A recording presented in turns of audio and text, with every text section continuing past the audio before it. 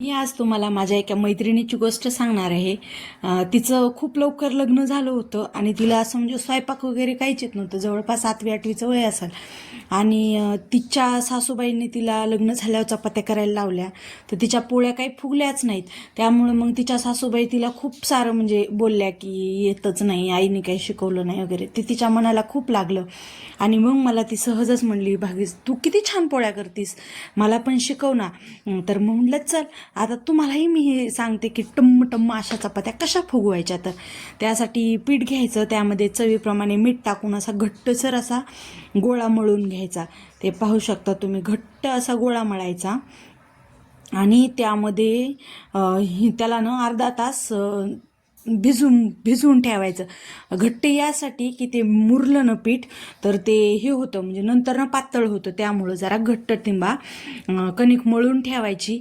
आणि तिने माझ्या पद्धतीने पोळ्या केल्या, म्हणजे चपात्या बनवल्या आणि तिच्या सासूबाईने नंतर ना तिचे म्हणजे त्यांचं तोंडच बंद झालं, असा प्रकार घडला. हे पाहू शकता तुम्ही. असं झाकून अर्धा तास ठेवायचं. मग काय घ्यायची पोळी लाटायला. आपण जसा उंडा बनवतो ना तुम्ही तशा पद्धतीने करा, असं काही नाही. मी घडीचं बनवते त्यामुळं मी ही घडीचीच पोळी केली. माझ्याकडून सॉरी, थोडी स्किप झाले ते.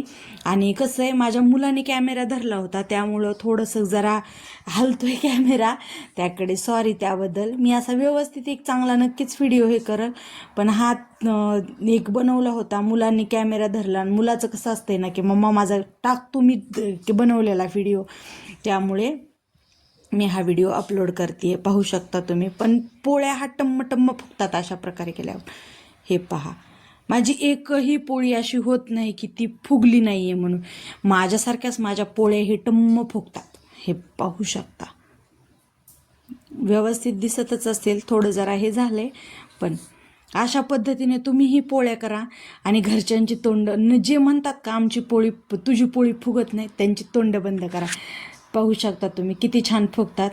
अशा पद्धतीने नक्की करा आणि मला कमेंट करून सांगा तुमच्या पोळ्या फुगल्या की नाही फुगल्या. तर हे पहा, माझ्या तर प्रत्येक पोळी अशा पटपट मी बनवते आणि ना पोळ्या अशा टम्म फुगतात. हे पाहू शकता तुम्ही किती छान पोळी फुगली आहे. आणि असं व्हिडिओ इथंच एंड करते. व्हिडिओ आवडले असले तर व्हिडिओला लाईक करा.